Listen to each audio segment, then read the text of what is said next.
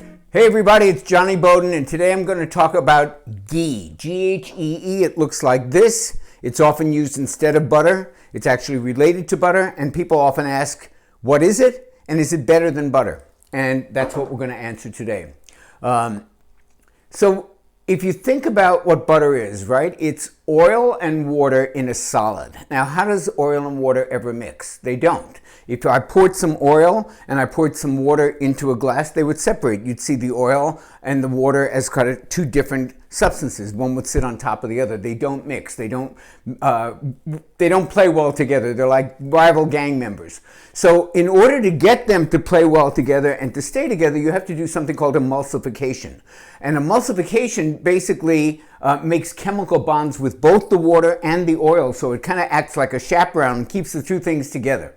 And that's what you have with butter. So what is the emulsifier in butter? It's the milk solids and it's the protein like casein and lactose. Those things actually act as emulsifiers, keeping the oil and the water together in a solid mass, and that's butter. Okay, what's ghee?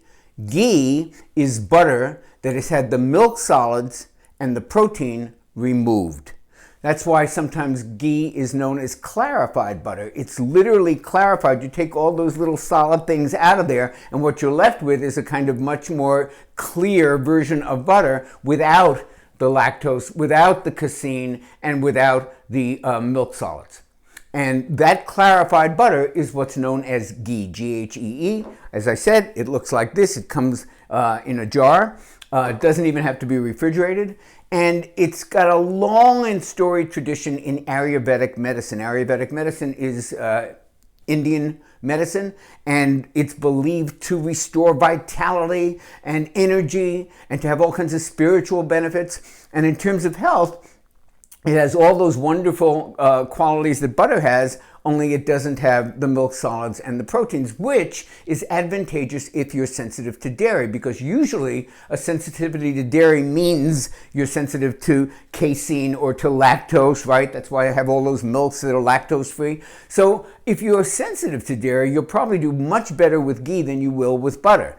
But don't get the idea that butter is a bad food. Look at my video on how great butter is. Both grass-fed butter and grass-fed ghee both have vitamin K2, very, very important vitamin. I think we've done a video on that. And they also have CLA. It's called conjugated linolenic acid. It's a particular fat that comes from grass-fed cows only. And it has some anti-cancer effects and some anti-obesity effects. So all of that's found in both grass-fed butter and grass-fed ghee.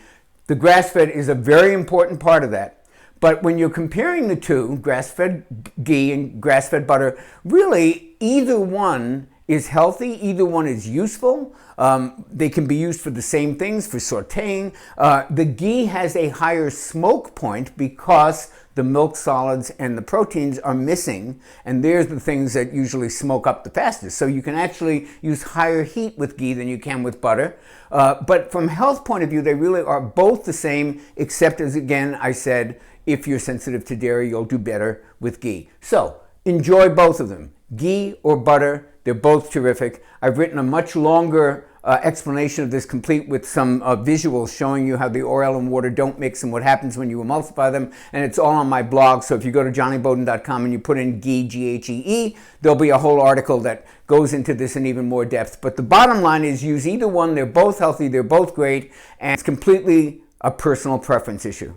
This is Dr. Jonny Bowden. If you like this video, please hit the like button, subscribe to the channel, and I'll see you next time.